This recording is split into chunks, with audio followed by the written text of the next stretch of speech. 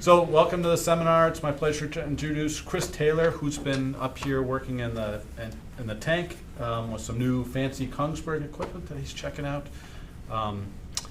Chris is an ecologist, a biologist, all of those things, an acoustician. He's an expert in everything. Works with a lot of acoustic gear and does amazing imaging. I don't know if you can see that picture right there, but those are actually fish. Divers in the background. I don't know how you managed to do that, but that's pretty high resolution imaging, I would say. So presumably, it's all a real picture except for the divers. Those are the computer. Could be. So and he comes from NOAA, from Beaufort. And works a lot in warm waters, actually, right? Down in the Gulf of Mexico and the Florida Keys and the Caribbean, perhaps, yeah. Yep, and those kind of things. And works with a lot of different acoustic gear. And I will let you tell us more about how you made those images of the fish. Thank you, Tom. I did tell him he had to provide beer, which, just for the record, he forgot to do. Well, I think we should all get up and walk out. Yeah. I guess now's the time. Someone want to open the door. Is there another bell to ring to get people to leave? They do that automatically.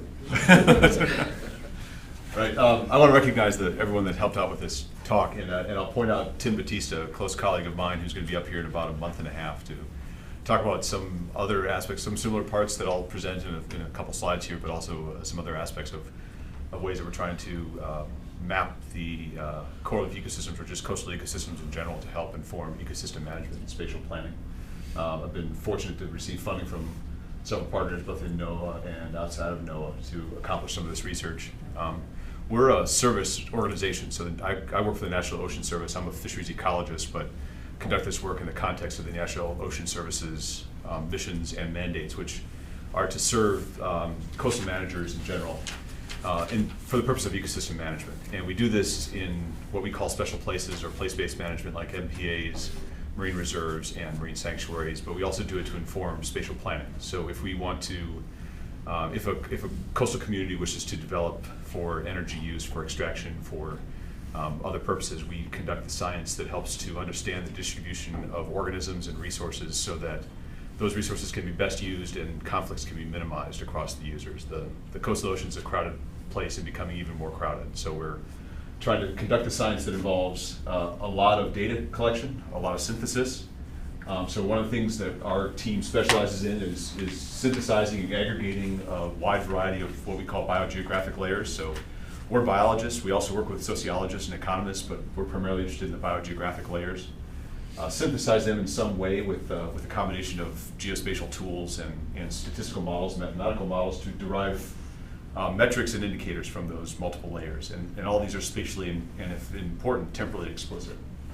And how we aid management is by working directly with the managers. Again, we're a service organizations, and so we meet directly with the managers, find out what their need is, what their plans are, develop scenario models, find out what data sources we need, build the models, show them the layers that then help them make the decisions. We're not the decision makers. We're not the regulatory agency within NOAA, we don't make decisions. I guess it's a federal agency.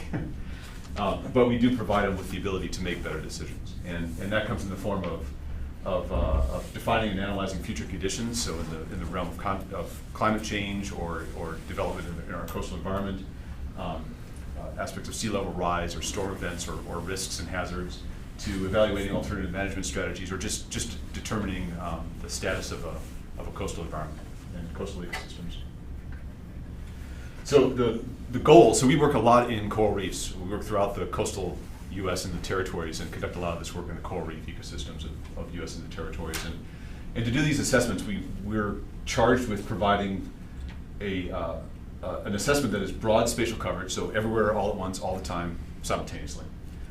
Providing the highest level of detail and highest level of resolution, and to provide these products that are both timely and repeatable, so that if we go out there after a management action is taken, that we can tell them how good or bad that decision was. Of course, the challenge is that we can't be everywhere all at once. We have to make some trade-offs between covering everything and covering it at high resolution. And then, in most cases, the higher resolution you go, the more it's going to cost. And so we have to find that trade-off and find that balance to be able to cover all the ground that we need to help them make their decisions in a timely fashion. And the approach that we take is to throw everything in the water, and I didn't put in here the kitchen sink. It's down there. But we use a variety of tools, and it depends on the question, right? So Tim and his team and others who I've had the pleasure of interacting with here use optical imaging, remote sensors, LiDAR, satellite imagery to derive metrics from the seafloor that tell us the complexity, rugosity, some other working on biological measures from the seafloor at very broad spatial scales, but obviously with limitations to how far you can extend away from the coast. So the depth is a limitation there. Moving into ship-based sensors that use primarily acoustics, as well as autonomous underwater vehicles, a variety of sonar and imaging tools that we've definitely gained a lot of our ability to do this work, and capacity to do this work by interactions with CCOM and with researchers here. So a lot of what I show here is attributed to the partnership that we have between NOAA and CCOM. And so what that gives you is so my colleague Tim Batista and his team are in the business of deriving maps over large spatial scale at the finest resolution that they can, given the limits and capacity of and capabilities of the sensors and tools that they use. So that's the seafloor. That's the bottom. That's the habitat. And what we're really interested in, so the habitat's important, but what we're really interested in is the organisms that occupy that habitat. The habitat's a good indicator of what organisms might be there, but we know that not every habitat's created equal. And so adding a biological layer has proven important and sometimes vital to determining what's the most sensitive and valuable habitat that we need to protect. How do you close off an area or further reduce the potential for negative impacts from coastal development or some other use that might have negative impacts. And so recently, in addition to the seafloor mapping, we've added other sensors to help give us an indication of the biomass or the biological organisms that are in the water column above those habitats. And we do this from our favorite vessel, the NOAA ship, Nancy Foster. A lot of the NOAA fleet is becoming sort of cross-platform. I guess we're trying to take advantage of a big white boat out there that costs a lot, and so let's collect as much data as we possibly can. The Multibeam systems have been on the ship ever since NOAA took ownership of it from the Navy in 2004. And in 2011, and just slightly before that, with pole-mounted transducers, we added a fishery echo sounder system. So again, this is a NOS vessel with fishery echo sounders to map and specialize in detecting fish in the water column. And because we're conducting hydrographic surveys, we're covering a lot of ground. We're covering it at high spatial resolution, very densely populated survey tracks and survey lines, so we're covering it at very high spatial resolution for objects in the water column as well. So this is what we see. So this is an echogram. This is what we're depicting with our water column tool simultaneously while my colleagues are mapping the seafloor. And we're imaging things like fish close to the seafloor, individual scatterers like the small fish, medium-sized fish, all the way to large schools.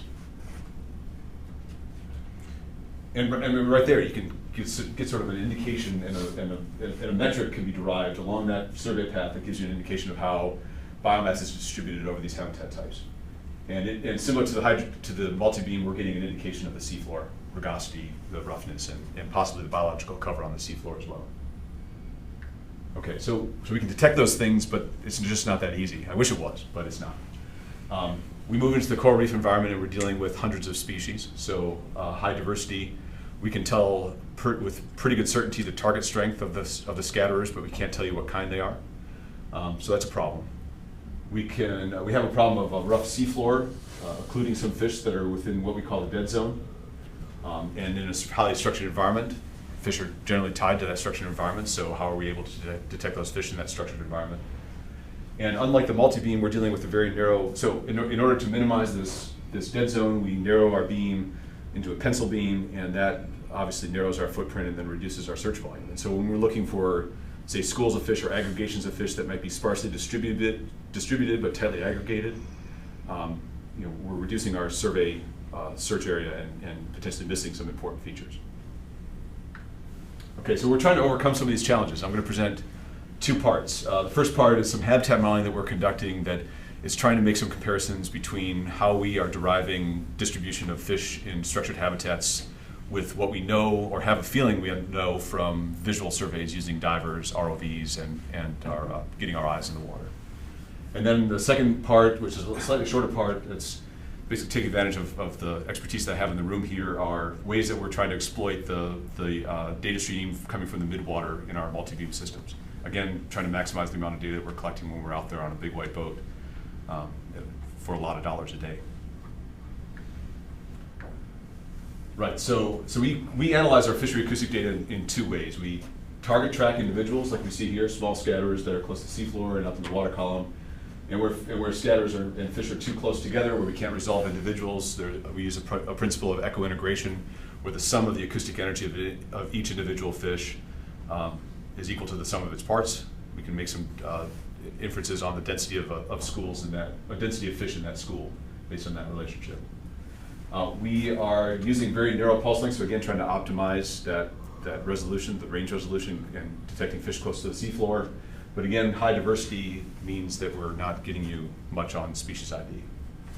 And in a system that has hundreds of species with only a few of them of fishery importance, then that presents a problem when we're trying to translate this data stream into something that the managers can use. But what I argue and would like to propose is that if we can tell the size of a fish, we're going to get you just that much closer to your goal of understanding where the important fish are and what habitat types they're using. So if we look at an aggregate of visual surveys over the island of Puerto Rico over, this might be an 8-year survey, we look at the distribution of size classes, and there's a lot of small guys and fewer large guys. We think that we can determine the size of the fish based on the target strength, and by that we can separate out size classes, so small juveniles, the reef residents, a medium-sized class that might be a mixture of reef residents and the juvenile forms of, say, fishery important species. But when you look at the large critters here, say 25 or 30 centimeters and greater, those are primarily being made up of the snapper, the grouper, very fishery important of species, and some of the jacks. And in a lot of cases, when you're watching a fisherman on a coral reef system in the Caribbean, and they're fishing for something and a large fish comes up on the end of a hook, it's going to go in a box, it's going to go to the market. And so I present to the fisheries managers that you might not need to know the exact species that's being harvested in that area. Just know that it's a large fish and it's important to the fishery, and it's likely important to the ecosystem based on its trophic status, or which might be similar in these size classes. So what can we tell you about the size of the fish based on the target strength? So target strength increases with size, larger fish, larger swim bladder, higher target strength. These are a number of points taken from individual species. Unfortunately, we don't have the breadth and depth of research conducted in understanding target strength for coral reef fish. Again, hundreds of species, pick one, study it really hard, or pick several. And we chose the several option. Both a review of the literature, which produced 11 species and 12 individuals total, not a deep database. So we conducted some other experiments with sonar transducers in large aquaria, so public aquaria, and pinging fish in a barrel with cameras and trying to pair out those signals and getting us a relationship here that actually works out pretty well. So this is actually what's commonly called the love equation, a nonlinear equation that is fit through these data points here that are represented by either individual fish, here the gray ones, or groups or averages of those fish in aggregate based on their size and their target strength. And it fits pretty well. So I think what we take from this relationship is that we can make some inferences on the fish size classes, as I've shown you on the previous slide, that we can tell you a group of reef residents versus very large fish, and then separate them out by size class, map their densities based on those size classes, and now we can tell, okay, we're not just telling you where fish are and where fish schools are, we're telling you where large fish are, medium fish are, and small fish are. And then I can explain to you what large fish means, if you're interested. So, but one question remains. So there's a lot of other challenges that were buried in there. So we can't tell you what species it is. All we can tell you is the size. We still don't know how detection changes as a function of the rugosity and the complexity of the seafloor. So instead, what we chose to do is ask some questions. Are the maps of our distribution similar to what we would see from a visual survey? And at the largest scale, I would say yes. So this is several hundred square nautical miles of the southeast Puerto Rican insular shelf. So St. Thomas, St. John's, Puerto Rico's over here. Mapping these distributions over 5 years now. And looking at the spatial distribution of large fish over that area, what we would expect, these outer ridges, these outer reef ridges are are very popular areas for fish to reside, including large spawning aggregations of reef fish. And then there's some mid-shelf reefs here, high rugosity areas. So you can see that the fish aren't distributed everywhere. That's not a uniform distribution right there. That tells us that we're giving an interpretable distribution from our acoustic surveys. And the fish are showing up in areas where we thought that they would be in high density. So these outer reef ridges, promontories, geomorphological features that from visual surveys tell us a lot about where fish should be. Chris, if I just interrupt, in those areas you have surveyed, is that complete coverage, so there's no sampling bias at all in those distributions? Sampling bias. So there is each one of these dots represents a 100 meter interval along a survey track. The survey tracks are spaced according to hydrographic survey, so 30 to 100 meter line spacing, and we're collecting data concurrently with the hydrographic survey. So the survey, the biases might be associated with temporal patterns or other factors that we're trying to address as well. But this in these polygons, I would consider it completely covered. Where there aren't any dots, it was surveyed, but there are no fish detected. Yeah. So you were using the single beam to map the fish distribution? To survey the fish distribution. Yeah, it's an important distinction. Yeah. So we're sampling, not censusing. And those aren't repeats. Those are single survey, single lines compiled over 4 years. That's exactly right. So this is one, just like a seafloor map. This is one realization of the distribution of fish in these areas over a number of days. So it's sampled over a number of days, typically surveying at night when we conduct our hydrographic surveys. Yeah, all very important points that I'll hopefully address in a few slides. I see Buck Island, but I don't see St. Croix, and I don't see it in the bathymetry either. Yeah, so St. Croix's all the way down here. We're getting to that. Okay. Yeah, it's off the map here. We Okay. conducted that survey this past spring, 2014. Yeah. So I just didn't. It hasn't made it onto our aggregate slide yet. Hasn't risen to that level of importance. So then the second question is, okay, are there important seafloor features that we think are important from our visual surveys? Are there similarities in those features when we look at the distribution of fish acoustically? Right, so from that, our expectation is that rugosity, depth, proximity to the shelf edge are going to be the main drivers. Again, similar to the visual surveys, but that, because we're not able to tell you anything about the species, even looking at size, if we're aggregating across pelagic and semi-demersal and benthic species over a wide range of trophic gills, are we just going to mask over everything and not produce anything that's interpretable with respect to habitat types and habitats of importance? Okay, so to address primarily the second question, but also the first, is we accomplish that by conducting surveys in 2 areas. So this is Tampa Bank off of St. John in the Caribbean, and an area that we call St. John Wedge. We conducted the survey in this site and developed a spatially explicit model with a variety of predictors, and then use this site as a validation site. So we were able to take two areas that we think are similar in terms of their fish community, somewhat similar in some of the properties of the geomorphology, and so might make a good comparison by taking a fresh look at a location with a new model.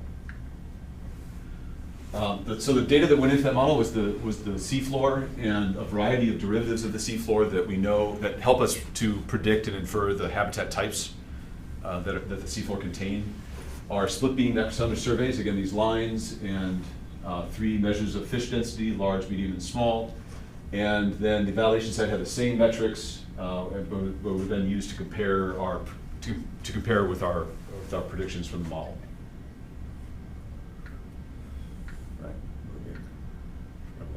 Silly animations. Right, keep going. Any more? Yeah, so we validated the models and we used several cross-validation statistics to determine the performance of the models. One of the main ones that we're using are these receiving operating characteristic curves, or ROC curves, which measure the AUC function, area under the curve function, where a pure random prediction from a model is going to be a straight line of slope 1. Something that's better than that is going to extend into this quadrant. Something that's worse than that is going to extend into that quadrant. This is a bad model. This is nothing better than chance. This one rocks, and this is really rocks. Get it? And then the other one we use is mean absolute error and root mean square, and that just tells us describing the magnitude of errors. Digging further into the statistics, I'm going to refer you to the lead author on the paper that we just put out in +1 last year. So no more questions on statistics, please. Okay. Great. Okay, so oh, I forgot to tell you that we developed models in 2 ways. One was presence, absence, occurrence, so binary, and the other was a abundance or prevalence given presence. So we were able to model both the presence, absence, and then try to make some predictions on density. We look at the fish occurrence. So again, we determined a model was good if it had an AUC on the rock curve of greater than 0.7. So these are the rock curves for large fish, medium fish, and small fish. Small fish are everywhere, we know that, so ignore that one.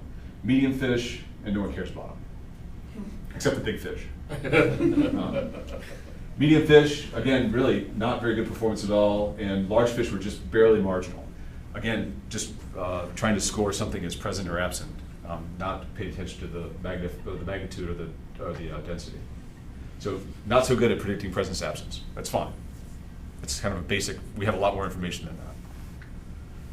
So we move into predictions of density. This is the curves. We broke it up into predictions that compared directly a variety of levels of density. We broke them up into 5 categories, 0 plus 5 categories of density, to see how we could make predictions on relatively low densities all the way up to very high densities of fish in these different size classes.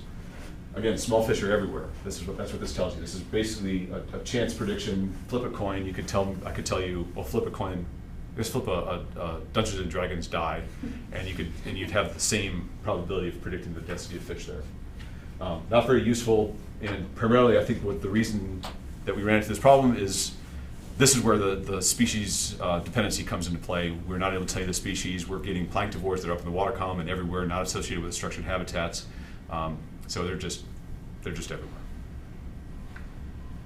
We go to medium fish, and we made some significant improvements here. So now we're looking at being able to differentiate areas of high density versus absence, and then high density versus the medium grade density. So we're doing better. We're making better predictions of density of even these medium-sized fish, which are including the pelagic planktivores of the larger size classes and some of the juvenile forms. So pretty good. And then we moved to the large fish, and this is great. So we made really good, this one rocks, I think. So making predictions of very high fish to absent fish was, I think that's right, yeah. So that's predicting very high densities versus absence.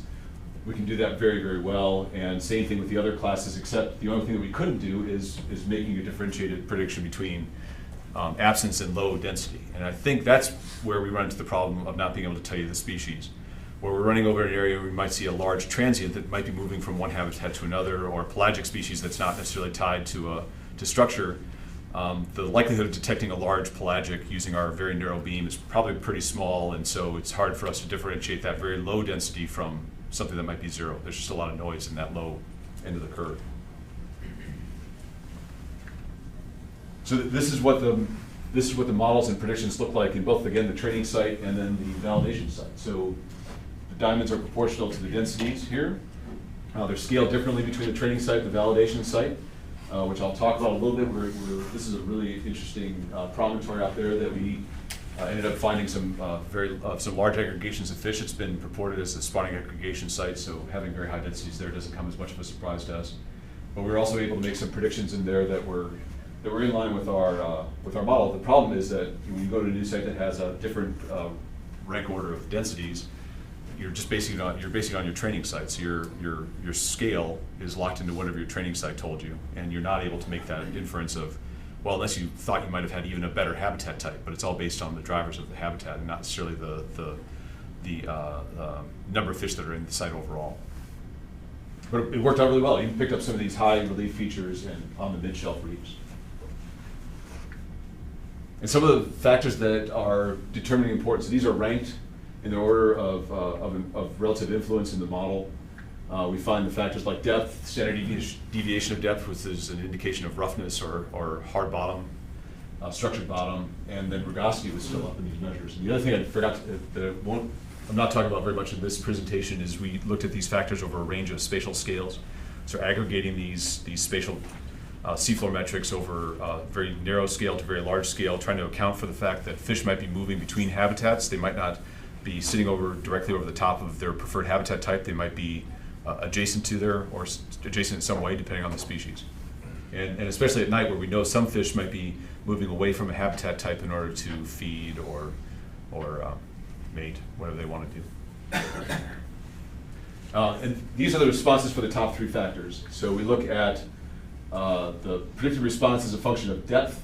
At a relatively large scale, we see that the range of 35 to 40 meters, you see a significant increase in the response, predicted response for large fish density. You see an increase, significant increase in the predicted response when you go from positive to negative, in a difference of that's greater than 0.29 in the standard deviation of depth. Again, that's an indication of roughness.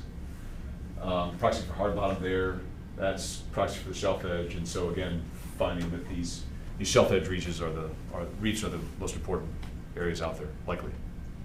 So, is the depth standard deviation 300 meters? Is that the standard deviation of the depth? Because you have, so on your left-hand side, you've got depth at 300 meter radius, and then depth standard deviation 300 meter radius. So that's just the standard deviation at 300 meters. Standard deviation, drawing a circle around your point where you're making your either your prediction or your model response. Yeah. Okay. It's a 300 meter radius around that point, Yeah. taking the average of depth or the standard deviation of depth in that area. Yeah, and then this one down here is depth, average depth at 100 meter radius. And we went all the way down to 25 meter radius to see if there's any finer scale or structural influences on the distribution. And in this case, it was mostly these larger scale responses. Right, so what does this allow us to do? We can use this information, especially where we haven't surveyed before. So I guess the question could be asked, why would you build a model if you're almost completely surveying an area? Well, in this case, we wanted to figure out whether our survey was telling us something useful, and we think it is. When you go to a new area and you make these predictions, you can determine where you could allocate your effort. We might be able to significantly lower our survey effort in 93% of the area, and thereby either to reduce the cost for surveying using visual techniques for the fish community, or some other distributor effort in some other ways. Put more weight in the areas where we know the fish are, where the highest variances might be. Right. So again, just to summarize that part, similar seafloor metrics were important in our distribution models. We're surprisingly good at predicting where large fish are supposed to be located based on these, and then that helps us. Helps me feel more comfortable about the data that I'm showing. That I still might not be able to detect a fish that's deep in the crevice of a coral reef, but there's some other metric that I am measuring that seems to make sense and seems to predict where large fish are going to occur in these reefs. So the second part is addressing one of the concerns that these small search volumes. So again, I'm coming over an area, I'm missing a lot of the seafloor by using these narrow split beam transducers. So again, taking advantage of the fact that we've got a lot of sensors underneath the Nancy Foster, including a CBAT, hydrographic multibeam, that we use to survey the seafloor. What could we get from that sensor that would help us expand our view to be able to increase the probability of detecting small schools of fish, and also help us with our inferences on biomass of fish within schools. So here's an example that we ran. This is a problem that we run into. So we are coming along a shelf edge here. So we're dropping off of a shelf here, which you can see in the multibeam. And we're coming across this very large school here. This is about 120 meters long, that is broken up into 2 parts. All we can tell you with the split beam is that we have a school here of a particular density that we've covered. We know this volume of the split beam, so we can give you volume swept, but it's going to be small. We can give you an area of volumetric density of that school. But we couldn't tell you the size, especially when that school might be 40 meters wide at one part and 5 meters wide at the next part. So we're just wanting to know does having this measure help us determine biomass more accurately of fish in these environments? So conducting this, I'm going to go to Puerto Rico first, and then I'll come back for Tom's benefit, who's leaving now. I'll come back and I'll address something that's going to be of more interest to him when he's gone.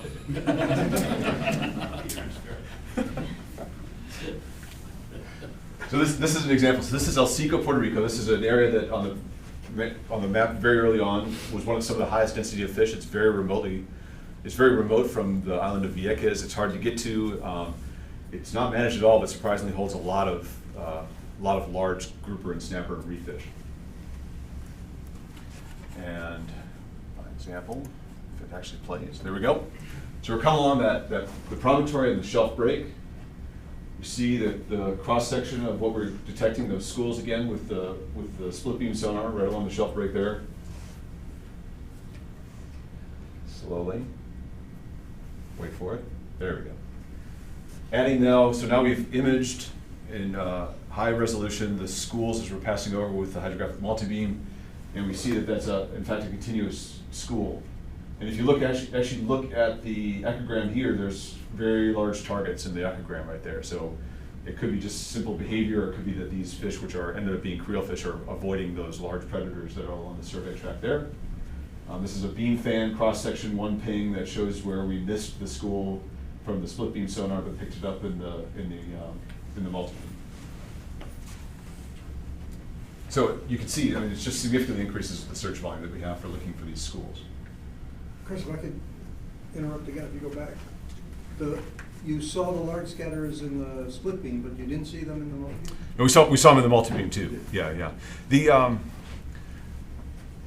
We can discuss this further, but the detecting individual scatterers is pretty challenging with a 1 degree or less footprint in a long track. So they're just these blips that are tough to pick out in terms of. So we've had and the speed, the ship's moving 68 knots, so it's been proven difficult to see those individual scatterers instead of picking up the schools. But they would be, well, I guess, I'm not sure if they were in the center. If they're in the outer beams, you have a better chance because the beams go wider and wider. That's right. Yeah. Exactly right.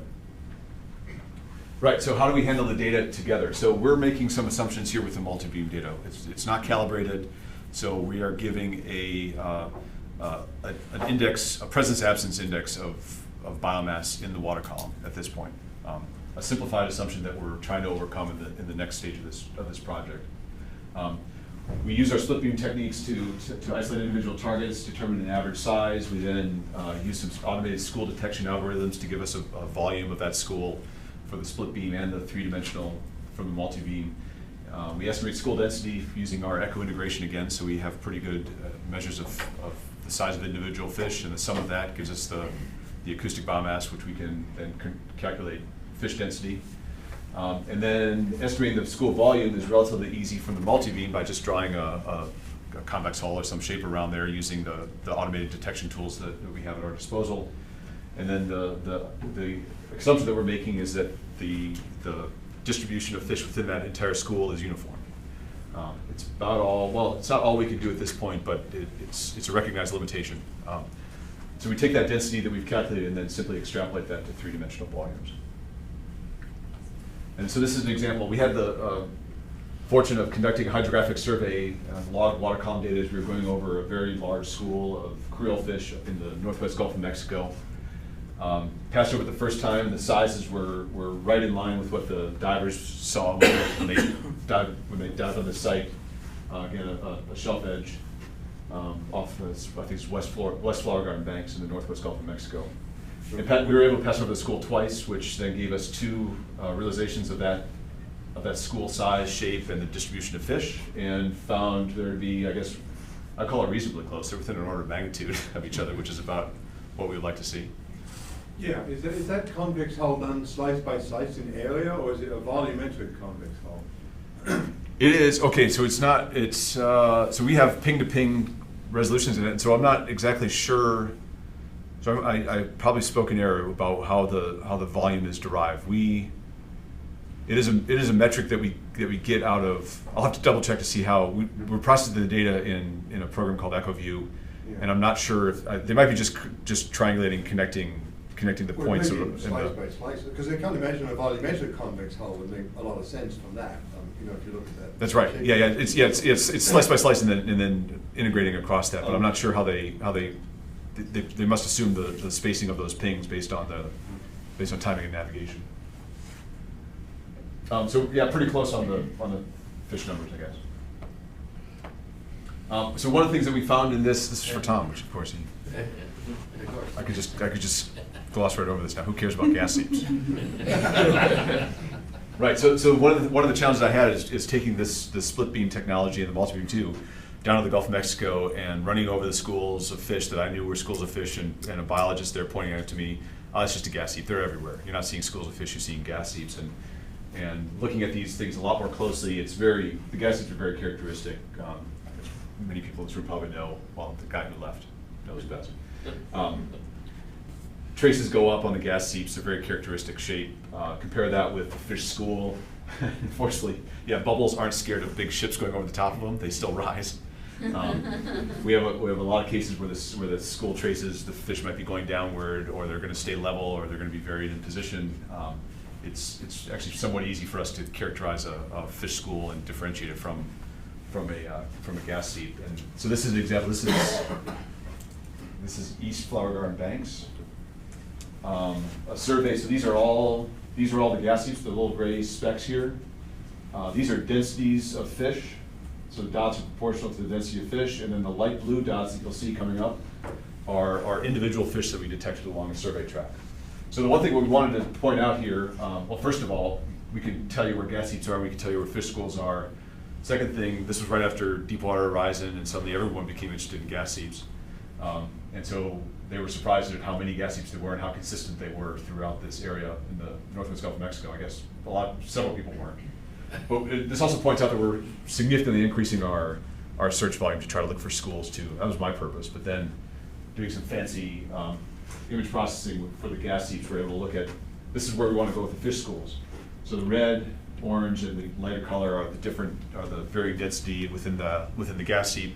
We can do the same thing with the fish school and try to get to some way of weighting the density that we're detecting with the split beam, applying a weighting extrapolation to determine the density, hopefully more accurately within the fish school from the multibeam detections. So again, fish schools that are in white, individual fish scatterers that are in the light blue section there. And if we look out here, we conduct these surveys repeatedly, and this area here consistently holds a large number of fish, either based on a habitat feature that we're just not able to explain, or some sort of oceanographic, maybe circulation pattern in that region. Right, so the progress is, we're obviously increasing our search volume.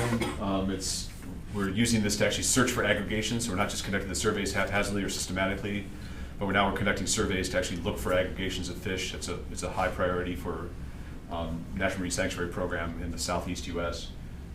Using that wide swath is definitely helping our cause. And then getting this instantaneous imaging of the schools, it helps us target where we're going to put divers in the water to tell us what those schools are made of. But what we need to work on are what we're extrapolating. How does that compare with what do we make any significant improvements by estimating the biomass from our multibeam compared to just, say, doing a spatial interpolation of densities across a larger area from our split beam? Does that get us to the same end when we're looking at a large area, say an entire sanctuary or an MPA?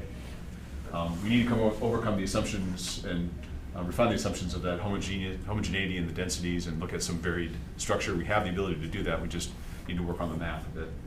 And then one of the challenges we're running into is the dynamic range of the multibeam. If we want to detect objects in the water column that might be small, we turn up the gain, and now we're completely washing out our ability to make good measurements of backscatter of the seafloor. So I think it's something that's being overcome with an increased dynamic range of all these systems, and probably might be a non-issue in the future.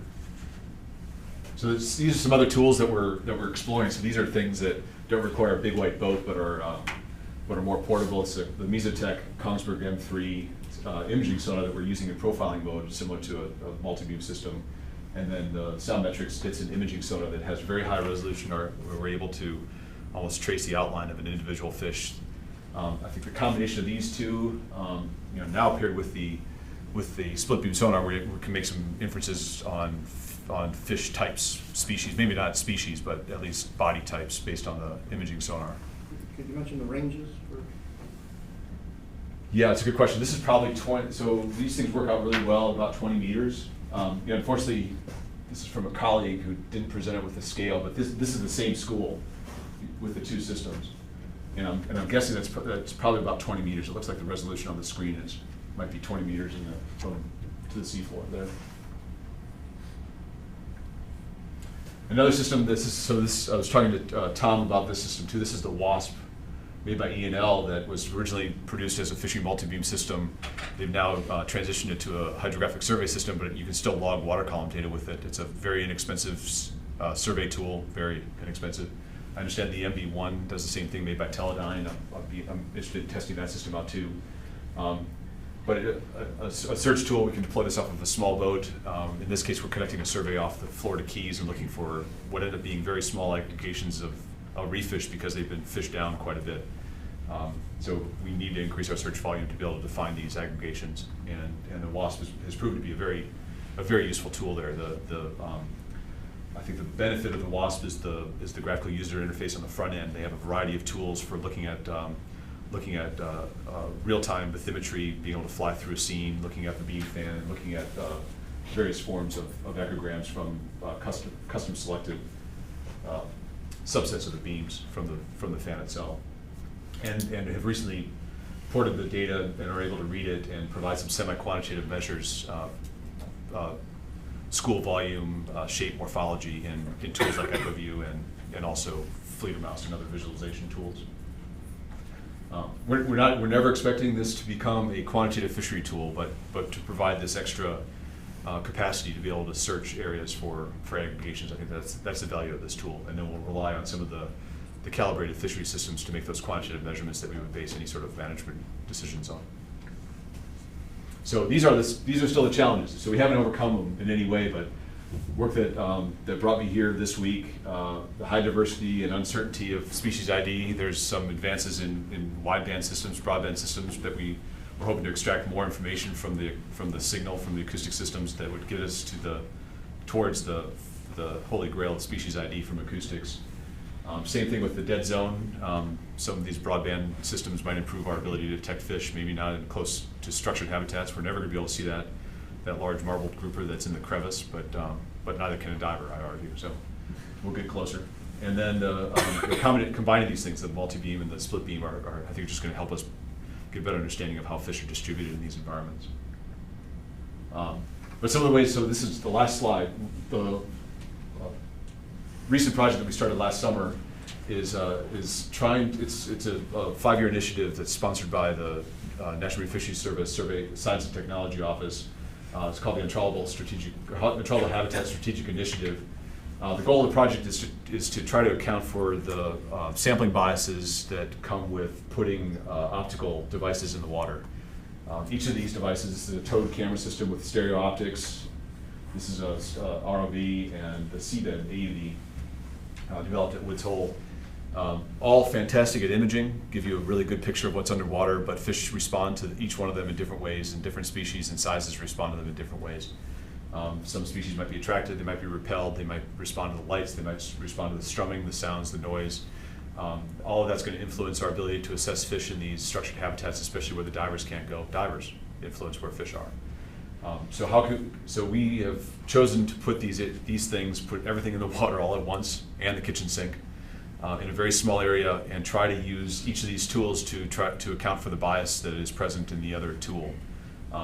This image is coming from a stationary lander that has stereo cameras and a distant imaging sonar right at the seafloor that allows us to see how the fish are behaving as these vehicles pass by, and ship-based echo sounders that we're going to be able to pair directly with either the AUV or the towed camera that's coming immediately behind the vessel. Putting all this together will hopefully get us to a stronger interpretation of what we see with our acoustics, but then help to account for any of the biases that we see with these other devices. And probably, my guess, is leading to more challenges where the things are behaving with your ground truthing tool in a different way than they did with your original sampling tool, and so you've learned absolutely nothing. You might as well just give up and go home and crack open the bottle of bourbon. Or rum. Whichever you Good point. That is right. Yeah, so that's it. I'll be happy to take any questions. Thanks.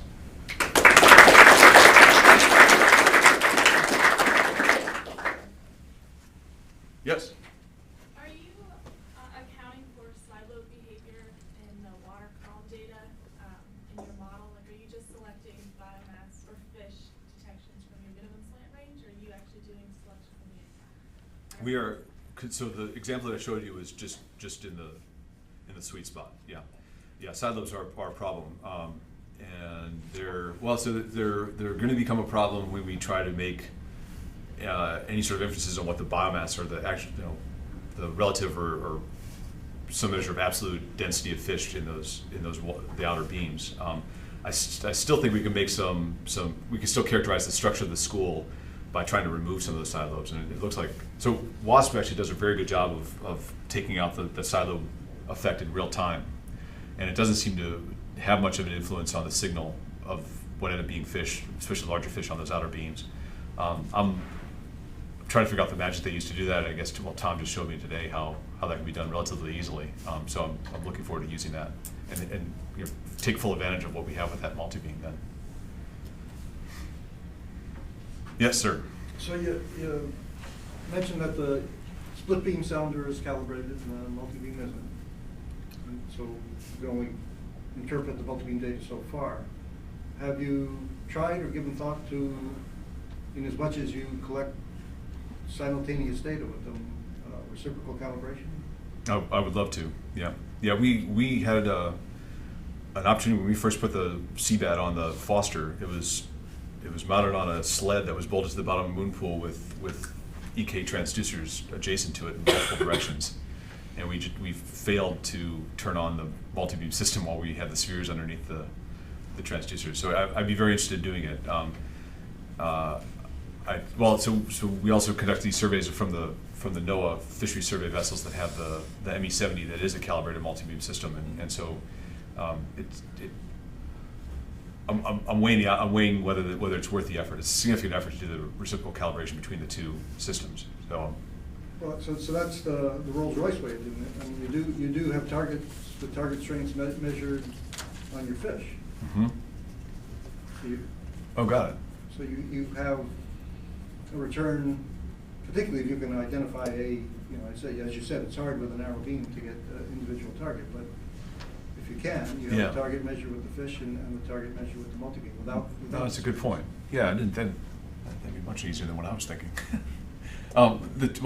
That's easy when you're looking at the center beams. When you depart from that, then orientation of the fish becomes more of a challenge. You're not getting that vertical incidence that we're expecting with our target strength models right now. You're getting something else than that varies in an unpredictable way, I think. So I guess that'd be my only concern. Yeah, we'll be able to tell you what's down here really well, but I'm not sure if we'd be able to extend that. Well, you do have the beam patterns that the manufacturers provide. So if you can start with that and say I can now calibrate or cross-calibrate the center beams, you make it's pretty arm waving, but you can extrapolate that. Oh, I can wave my arms. Yeah. Quite good at it. Yeah, thanks for that. That's a good suggestion. Thanks. Yep. Do you account for the fish moving? I assume that schools of fish are always moving. No, they don't move. No. Next question. And they're spherical. Yeah, they are. They're perfect. Okay, yes. Well, we know that the fish move. We can't account for it. Where we can track them. When I first started doing this, I was worried about that very thing. We're running survey lines that are 30 meters apart. How do I know that I'm not hitting that school and then hitting the school and then hitting the school over and over again?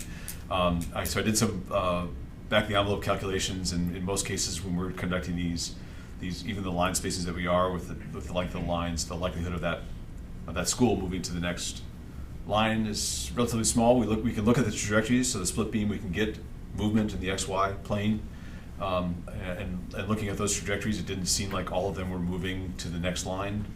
I could ask them to, but that isn't. Yeah, so when we're covering these large areas, it's just one of those things that, yeah, fine. But then I turn that around, always turn that around, and say, okay, well, how are you going to account for that ever?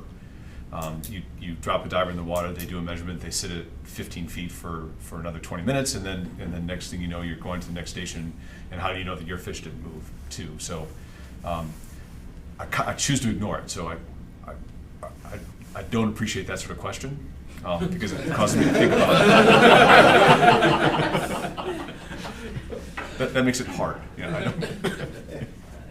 On the standard deviation of depth using as a proxy for hard bottom.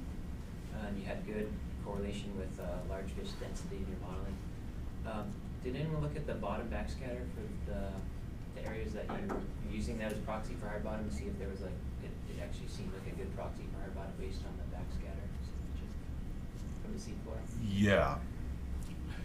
Yeah, I'm trying to think of how, I'm just wondering, yes. would you come up with a different spatial orientation of what you call hard bottom from looking at the bottom backscatters versus using the standard deviation of depth to see what it is?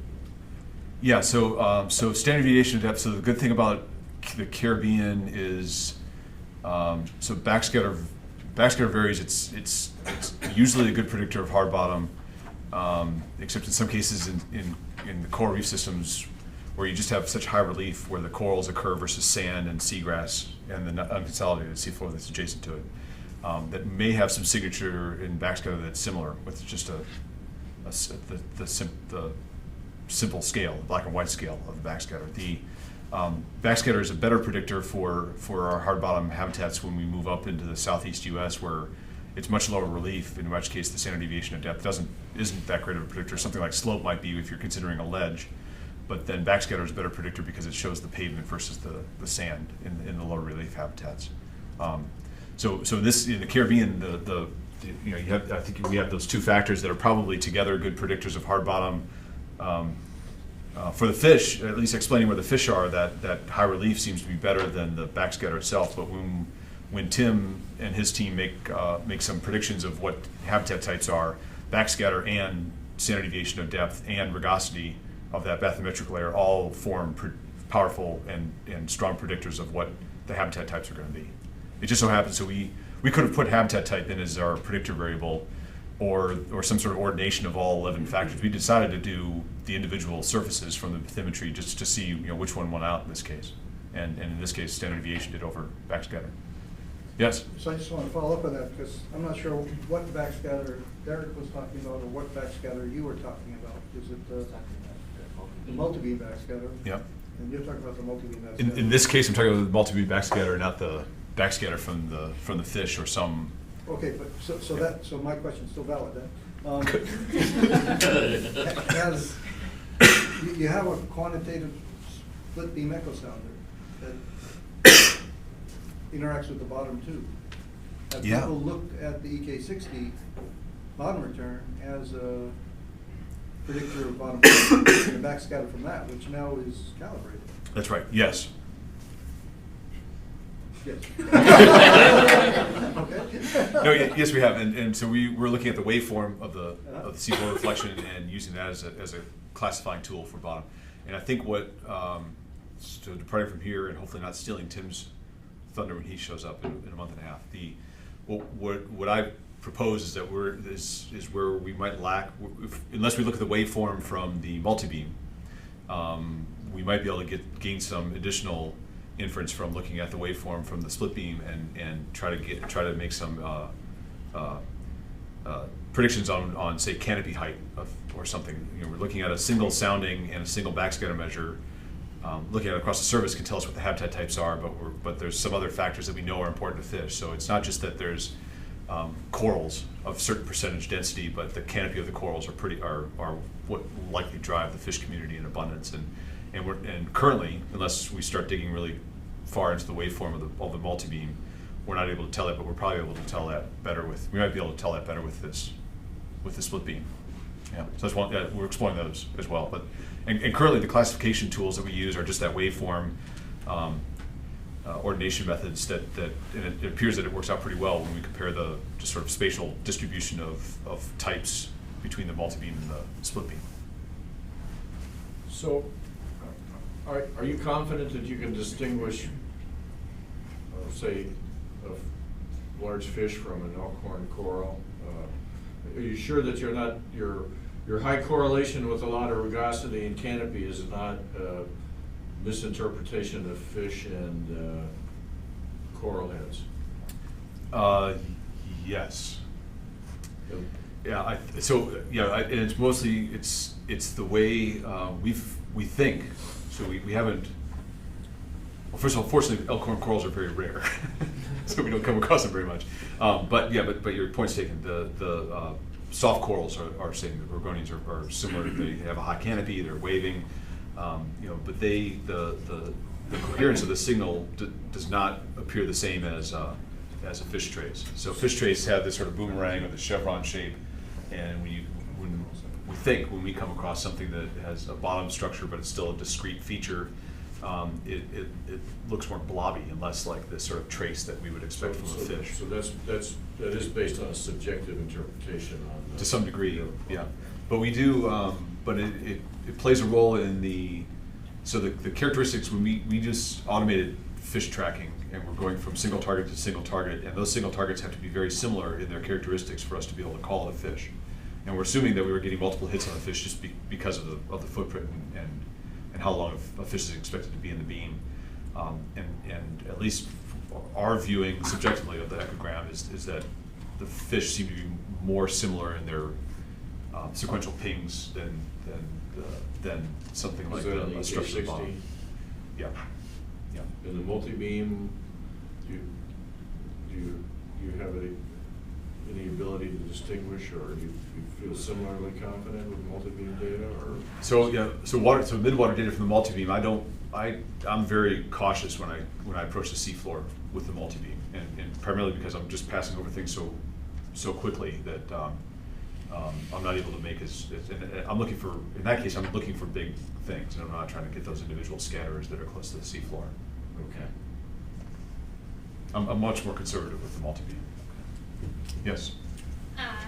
Well, two related things. Have you looked much at the difference in the frequencies of the different systems, and have you tried to take advantage of any other equipment on the boat, such as the existing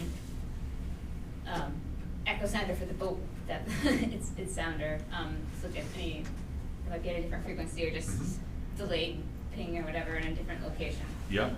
So all of that. Yes.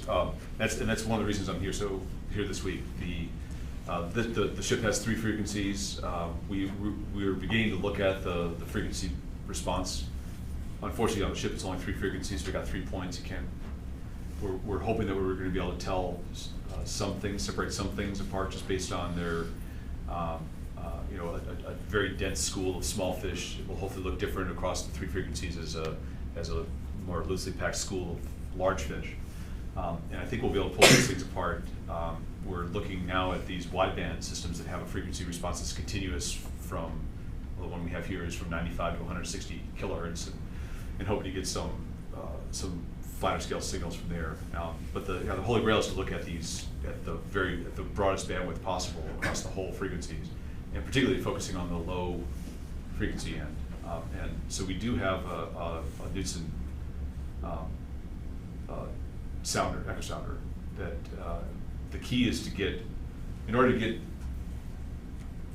really close to species identification, you have to get down really low frequencies, down to the single kilohertz or hundreds of hertz, and then you're getting into the resonant frequency of the swim bladder of the individual fish, and then that's based on the size of the fish, the morphology of the swim bladder, and you can almost tell what the fish is just based on one ping. We're likely never going to have those tools on this ship or other ships at our disposal to be able to get that, but we might be able to get more from these multi-frequency signals. Yeah, it's a focus. I've got a postdoc that's starting in my absence today. That's his primary goal, is to look at that within these diverse systems. Yeah. Yes. Round 2. Yeah, well, I really like side lobes, and the last I was just gonna make a note for your multi-beam. When you start looking at reducing the amount of side lobes, and you talked about the chevron, it's also called like a ghost image. That's your transmit side lobe echo that you're seeing. So when you start filtering at each range ring, that'll be removed for your fish and for harder things like popcorn, coral. But you'll probably get a stronger boomerang for something that's not a fish, because it's going to have a higher return, a higher amplitude. But you can remove it very easily, so you can start trusting your. I can remove it, or someone smarter than me can remove it. Okay, good. Okay, good. Yeah, but that's something that you're going to see, that frequency, that pattern. Yeah. Not only on your fish, but on other things. Interesting. Yeah. You can easily. Yeah. Thanks. If nobody has, I'm going to end with a zinger. Yeah. Oh, geez. So what do you mean by habitat? Oh, right on. Yeah. Yeah, I guess for those that are not biological, I need to be careful with the use of the term. There's habitat everywhere. Right. The watercolumn's habitat. That's been my argument for a number of years. Right. So it's. I guess we use it. We define it based on the question that is given to us by the manager who's trying to make a decision. Right. And it's qualified. Perfect answer. Yeah. Okay, thanks. Yeah. Great.